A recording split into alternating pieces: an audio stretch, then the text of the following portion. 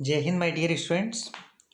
आज हम numerical analysis के चैप्टर नंबर सेकंड को स्टार्ट करेंगे। और चैप्टर नंबर सेकंड में स्टूडेंट्स आप पढ़ने जा रहे हो स्पेशली इंटरपोलेशन। क्या पढ़ने जा रहे हो? इंटरपोलेशन। ओके।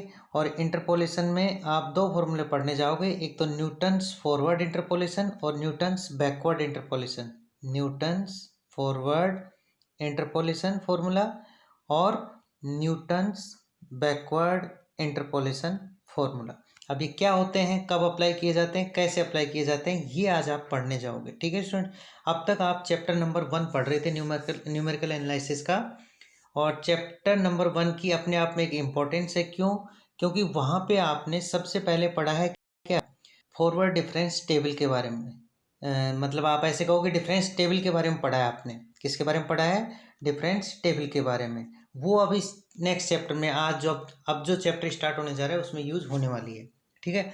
अब जो आपने डिफरेंस टेबल बनाई थी वो फॉरवर्ड ऑपरेटर के लिए बनाई है और बैकवर्ड ऑपरेटर के लिए बनाई है। ठीक है स्टूडेंट्स।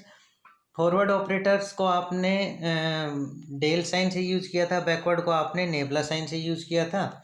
और उसके कुछ समय बाद आपने एक नया ऑपरेटर ई के बारे में पढ़ा था, फिर इसका इन्वर्स ऑपरेटर ई इन्वर्स के बारे में पढ़ा है आपने। ठीक है। और फिर आप जाके कहीं पे एक डिफरेंशियल ऑपरेटर में भी आपने रिलेशंस फाइंड आउट किया था। ठीक है।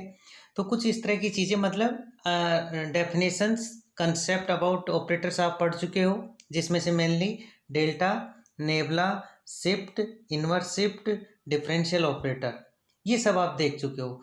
और सबसे ज़्यादा इम्पोर्टेंट होता है स्टूडेंट्स, इन ऑपरेटर्स में आपस में क्या रिलेशन होता है। इन ऑपरेटर्स में आपस में क्या रिलेशन होता है, मतलब delta, nabla, shift operator, inverse shift operator, differential operator, इन सभी में क्या फॉर्मूले होते हैं। तो एक दूसरे के रिलेशंस के रूप में आपके पास न्यूमेरिकल प्रॉब्लम्स आती हैं। अब चाहे आपका आरयू का एग्जाम हो, चाहे कंपटीशन एग्जाम हो, जनरली इन रिलेशंस का यूज करते हुए आपसे क्वेश्चन पूछे जाते हैं। ठीक है।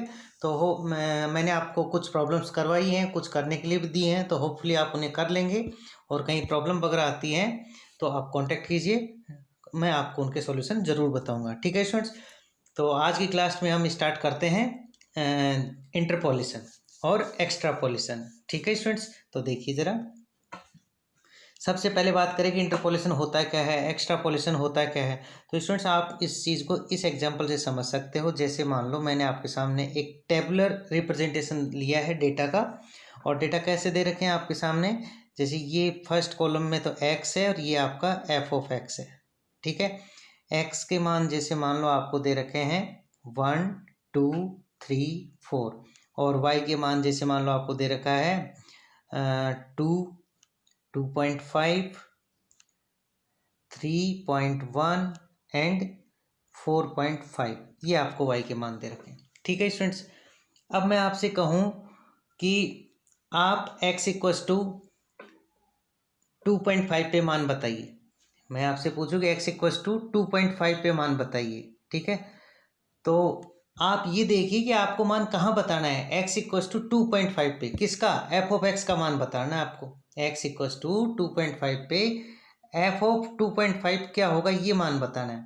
ठीक है। तो पहले आप ये नोटिस करो कि वो जो x इक्वस टू 2.5 है वो कहाँ का मान है। तो मैं कहूँ कि x की जो मतलब x की जो वैल्यूज़ हैं वो कहाँ से कहाँ तक है, 1 है और लास्ट में क्या है 4 है। और पूछा किस पे उसने मान, 2.5 पे, तो वो कहीं ना कहीं यहाँ आएगा, आएगा नहीं आएगा। तो मतलब 2.5 1 से लेके 4 के बीच में ही है। ठीक है। तो कहने का मतलब कि अगर आपको x के दिए गए मान के बीच में किसी मान के लिए f ऑफ x का मान पूछा जाए तो वो चीज़ आती है किसमें, इंटरपोलेशन में। किस में आती है? इंटरपोलेशन में।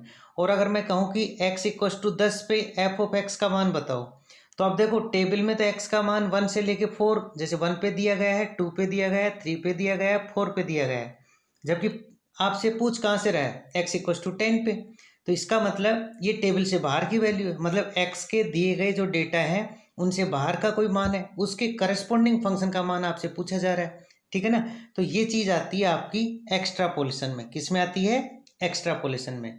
फिर से आप समझिए कि आपके पास एक टेबुलर रिप्रेजेंटेशन गिवन है और उस टेबल में जो एक्स की वैल्यूज़ हैं उनमें से किसी बीच की वैल्यू के लिए अगर आपसे एक्स का एफ ऑफ एक्स का मान पूछा जाए तो इंटरपोलेशन, अदरवाइज एक्स की वैल्यू बाहर लाई कर रही है टेबल से तो वो आपका किस कैटेगरी में आएगा, एक्स्ट्रापोलेशन। तो यहाँ मैंने लिख दिया है, देख लीजिए आप। स्वतंत्र चर एक्स के दिए गए मानों के मध्यवर्ती मान के लिए एफ एक्स का मान ज्ञात करना क्या कहलाता है, इंटरपोलेशन कहलाता है। और एक्स्ट्रापोलेशन मतलब बहिर्वेशन, इंटरपोलेशन का मतलब अंतर्वेशन।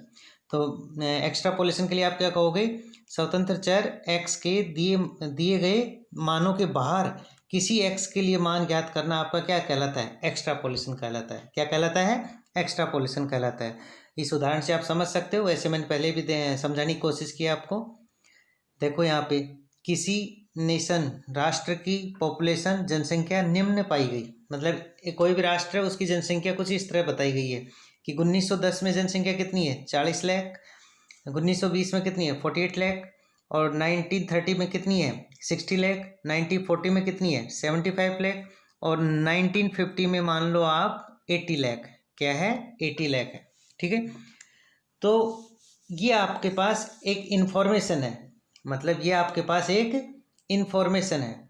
ओके, और अब आपको पूछा गया है कि जैसे उपरोक्त टेबल से, जैसे पहली बार वो बात कर रहा है किसके बारे में, x इक्वस टू 1925, किसके बारे में बात कर रहा है, x इक्वस टू 1925। ठीक है, तो आप देखो x इक्वस टू 1925 कहाँ आ रहा है, x के दिए गए मानों के बीच में आ रहा है, नहीं आ रहा है, बिल्कुल आ रहा है, क्योंकि 1925 कहाँ आएगा, 1920 के बाद और 1930 के पहले, जो कि दिए गए x के मान के बीच का मान है। इसका मतलब कि अगर x इक्वस टू 1925 पर अगर आप जनसंख्या फाइंड आउट करोगे इस सिटी की, इस नेशन की, तो वो क्या कहलाएगा, इंटरपोलेशन कहलाएगा, अंतर्वेशन कहलाएगा। क्या कहलाएगा, अंतर्वेशन कहलाएगा। दूसरी बात सुनिए, अगर मान लो वो x इक्वस टू 1960 पे जनसंख्या पूछे, तो अब आप देखिए 1960 क्या दी गई टेबल्स के बाहर का है या अंदर का डेटा है, तो ये बाहर का डेटा है। इसका मतलब 1960 पे आप जो जनसंख्या ज्ञात करोगे वो क्या कहलाएगा, एक्स्ट्रापोलेशन कहलाएगा। क्या कहलाएगा, एक्स्ट्रापोलेशन कहलाएगा, बहिर्वेशन कहलाएगा। ठीक है, तीसरा और सुनिए, अगर वो कहे x इक्वस टू 1912 पर जनसंख्या, x इक्वस टू 1912, तो ध्यान दीजिए स्टूडेंट्स, टेबल में x इक्वस टू 1912 कहाँ पे आएगा, x इक्वस टू 1912 कहाँ पे आएगा, देखो ये 1910 है, ये 1920 है, तो मतलब 1912 इन दोनों के बीच की वैल्यू है। ठीक है ना, तो अब आप देखिए एक चीज़ तो क्या है कि पहली बात 1912 कहाँ लाई कर रहा है, टेबल की दी गई वैल्यूज के बीच में लाई कर रहा है। ठीक है ना, इसका मतलब इंटरपोलेशन होगा। कैसा होगा, इंटरपोलेशन होगा। लेकिन ये कैसा होगा, फॉरवर्ड इंटरपोलेशन होगा। कैसा होगा, फॉरवर्ड इंटरपोलेशन होगा। अब आप कहोगे सर ये क्या बात हुई, तो मैं फिर बता रहा हूँ कि x का मान तो दिए गई वैल्यूज के बीच में हो, लेकिन वो शुरुआती मान हो, प्रारंभिक मान हो, प्रारंभिक मान के आसपास हो, तो फिर वो कैसा कहलाता है, फॉरवर्ड इंटरपोलेशन कहलाता है। क्या कहलाता है, फॉरवर्ड इंटरपोलेशन। अगर मान लो वो जैसे 1948 पे बात करें, किस पे, 1948 पे, तो 1948 क्या है, लास्ट का कोई मान होगा आसपास, 1950 से जस्ट एक दो डेटा पहले है 1948, तो इसका मतलब ये है तो इंटरपोलेशन, लेकिन कैसा होगा, बैकवर्ड इंटरपोलेशन होगा। कैसा होगा, बैकवर्ड इंटरपोलेशन होगा। तो अगले दो एग्जाम्पल में मैंने यही समझाने की कोशिश की है कि x इक्वस टू 1912 पर जनसंख्या को ज्ञात करना अग्रांतर अंतर्वेशन कहलाएगा।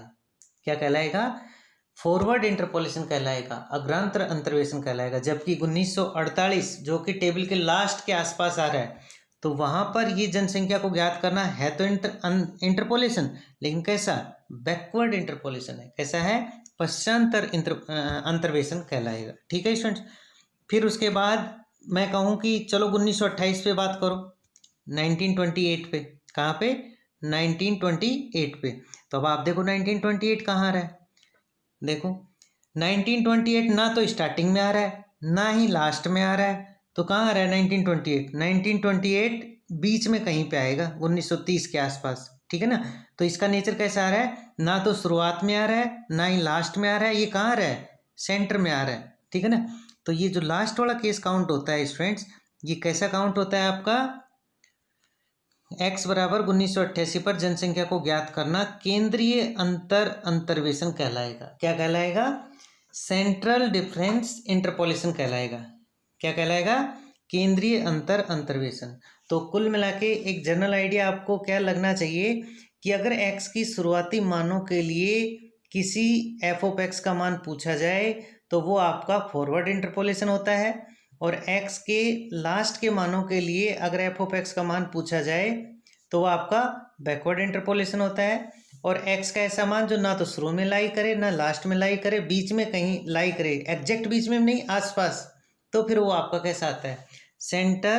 सेंट्रल डिफरेंस इंटरपोलेशन की कैटेगरी में आएगा, केंद्रीय अंतर्वेशन कहलाएगा। ठीक है, तो अब इनको आगे मैं समझा रहा हूँ। देखिए, अब आपके पास जो सिलेबस है आपके पास, उसमें सिर्फ आपको पढ़ना है इंटरपोलेशन। क्या पढ़ना है? इंटरपोलेशन। एक्स्ट्रापोलेशन आपके नहीं है इस चैप्टर में। ठीक है, अब इंटरपोलेशन को ज्ञात करने की 3 विधियां बताते हैं ज़्यादातर: graphical method, method of curve fitting and method of use of calculus of finite differences. ठीक है, तो ये ग्राफिकल मेथड आपके सिलेबस के अकॉर्डिंग है नहीं, यहाँ पे मेथड ऑफ कर्व फिटिंग भी नहीं है आपके, ये वाला है 3rd नंबर का मेथड। कौन सा? Method of use of calculus of finite differences, मतलब परिमित अंतरकलन के प्रयोग की विधि। अब क्यों? क्योंकि डिफरेंस आप पढ़ चुके हो। फर्स्ट चैप्टर में आपने क्या किसके बारे में स्टडी की है? डिफरेंसेस के बारे में स्टडी की है। तो वहाँ पे डिफरेंसेस कैसे थे? या तो फॉरवर्ड डिफरेंस था, या बैकवर्ड डिफरेंस था, या शिफ्ट ऑपरेटर के साथ चीज़ें यूज की थी आपने। ठीक है, तो देखिए ज़रा, तो आपके सिलेबस के अकॉर्डिंग मेथड ऑफ इंटरपोलेशन कौन सा है? ये वाला रहेगा। ठीक है, अब ये भी क्या है?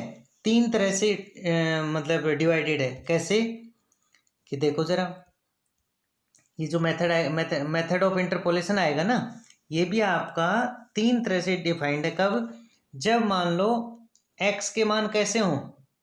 समान अंतराल पे हों, x के मान असमान अंतराल पे हों, और x के मान सेंटर में आ जाएं।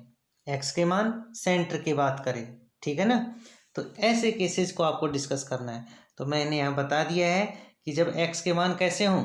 समान अंतराल पे हों। x के मान कैसे हों? समान अंतराल पे हों। तो 2 फॉर्मूले पढ़ेंगे आप, एक तो न्यूटन्स फॉरवर्ड इंटरपोलेशन फॉर्मूला और एक न्यूटन्स बैकवर्ड इंटरपोलेशन फॉर्मूला। और जब x के मान असमान अंतराल पे हों तो उस समय आप एक तो लाग्रांज इंटरपोलेशन अप्लाई करोगे और एक आप न्यूटन्स डिवाइडेड डिफरेंस वाला अप्लाई करोगे। और जब x के मान सेंटर से आप मतलब x के मान सेंटर में आ जाएं और वहाँ अगर आप सेंट्रल डिफरेंस फॉर्मूले यूज करना चाहोगे तो वहाँ पे आपको गॉस का इंटरपोलेशन फॉर्मूला मिलेगा, स्टर्लिंग का इंटरपोलेशन फॉर्मूला मिलेगा और बेसल का इंटरपोलेशन फॉर्मूला मिलेगा। ठीक है, तो ये जो दोनों मेथड हैं ये तो आपके चैप्टर नंबर 2 में डिस्कस किए गए हैं, और ये जो मेथड हैं दोनों ये आपके चैप्टर नंबर 3 में डिस्कस किए गए हैं, और ये आपके चैप्टर नंबर 4 में डिस्कस किए गए हैं। ठीक है स्टूडेंट्स, तो देखिए ज़रा, आइए अब ये जैसे एक जर्नल ऑब्जर्वेशन मैंने किया है जो आपको बता देना चाह रहा हूँ। आप ध्यान रखिएगा कि कौन कब कैसे क्या अप्लाई करते हैं। ठीक है, एक टेबलर रिप्रेजेंटेशन दे रखा है आपको जिसमें x है और fx है। x के मान 1, 2, 3 है और f ऑफ x के मान 5, 5.4 एंड 6.1 है। पहले तो आप ये चेक करना कि x के मान समान दूरी पर है या नहीं है। अगर x के मान समान दूरी पर हैं, यदि x के मान समान दूरी पर हैं तो क्या कह सकते हो आप? न्यूटन्स ग्रेगरी फॉरवर्ड इंटरपोलेशन या Newton's Gregory backward interpolation formula use करेंगे। मतलब ये जो टेबल बताई थी इसमें ये 2 फॉर्मूले यूज करोगे आप। कब? जब x के मान समान अंतराल पे हो, तो या तो ये यूज होगा या ये यूज होगा। अब न्यूटन फॉरवर्ड कब यूज होगा? जब x का मान शुरुआत में x के शुरुआती मान के लिए f ऑफ x पूछा जाए, और जब x के लास्ट के मान के लिए f ऑफ x पूछा जाए तो बैकवर्ड इंटरपोलेशन लगाना है। तो देखो ज़रा, सेकंड पॉइंट में मैंने यही किया है। अब आप ये देख लो अच्छे से कि x का शुरुआती मान कितना है? 1, x का लास्ट मान कितना है? 3, और x का मिड मान मतलब मिड वैल्यूज किसके आसपास आएंगे? 2 के आसपास। तो देखो ज़रा सेकेंड पॉइंट, यदि x इक्वल टू 1.5 पर f ऑफ 1.5 का मान ज्ञात करने के लिए कहे तो हम बेस्ट अप्रोक्सीमेट सबसे अच्छा सन्निकटन मान ज्ञात करने के लिए Newton's Gregory forward interpolation use करेंगे। सीधा सीधा यही है। अगर x का मान शुरुआत में दे रखा है जिसके लिए आपको एफ ऑफ एक्स निकालना है तो आप न्यूटन्स फॉरवर्ड अप्लाई कीजिए, और x का मान अगर लास्ट की वैल्यूज के आसपास है तो आप न्यूटन्स बैकवर्ड फॉर्मूला यूज कीजिए। तो देखो यहाँ पे इस टेबल के अकॉर्डिंग x बराबर 2.7 पे अगर आपको वैल्यू निकालनी है, मतलब एफ ऑफ 2.7 फाइंड आउट करना है, तो आपको सबसे बेस्ट अप्रोक्सीमेशन सबसे अच्छा सन्निकटन मिलेगा, तो वो मिलेगा न्यूटन ग्रेगरी बैकवर्ड इंटरपोलेशन फॉर्मूले से। ठीक है। अब ये सन्निकटन अप्रोक्सीमेटन मैंने आपको पहले ही बता रखा है कि जो न्यूमेरिकल एनालिसिस में जितने भी आप मेथड्स वगैरह अप्लाई करते हो वो कभी भी आपको एग्जैक्ट आंसर नहीं देंगे। वो कैसा आंसर देंगे? अप्रोक्सीमेट आंसर देते हैं। ठीक है ना। तो इसलिए यहाँ पर अप्रोक्सीमेट आंसर फाइंड आउट करने के लिए भी आपको अच्छे से अच्छा मेथड लगाना है। तो वो कैसे डिफाइंड हो रहा है कि अगर x के शुरुआती मान के लिए एफ ऑफ एक्स पूछा जा रहा है तो न्यूटन्स फॉरवर्ड लगाइए, और अगर x के लास्ट के मान के आसपास के लिए अगर एफ ऑफ एक्स पूछा जा रहा है तो न्यूटन्स बैकवर्ड लगाइए। ठीक है। तीसरा देखो नेक्स्ट, यदि x इक्वल टू 2.1 पर मान पूछे, x इक्वल टू 2.1 पर मान पूछे तो सिंपल सी बात है, बीच की वैल्यू दिखाई दे रही है, तो इसका मतलब जो उचित सन्निकटन होगा, बेस्ट अप्रोक्सीमेट होगा, वो केंद्रीय अंतर की विधि मतलब गॉस अंतर्वेशन से या स्टर्लिंग अंतर्वेशन से या बेसल अंतर्वेशन का यूज किया जाएगा। समझे? या आपको ये पता चल जाएगा कि x का जो मान जिसके लिए एफ ऑफ एक्स पूछा जा रहा है वो सेंटर में आ रहा है, तो फिर आप वहाँ पे न्यूटन्स फॉरवर्ड ना लगाओ, न्यूटन्स बैकवर्ड ना लगाओ, वहाँ क्या लगाइए? गॉस का इंटरपोलेशन फॉर्मूला या स्टर्लिंग का इंटरपोलेशन फॉर्मूला या बेसल का इंटरपोलेशन फॉर्मूला, ये आप लगा सकते हो। ठीक है। फिर एक नेक्स्ट प्रॉब्लम और ली है मैंने। जैसे सिंपल मैं आपसे कहूँ कि x के मान देखो 1 है, 3 है, 4 है, 7 है, 8 है, तो ये कैसे हैं? असमान मान है x के। कैसे हैं? असमान मान है x के।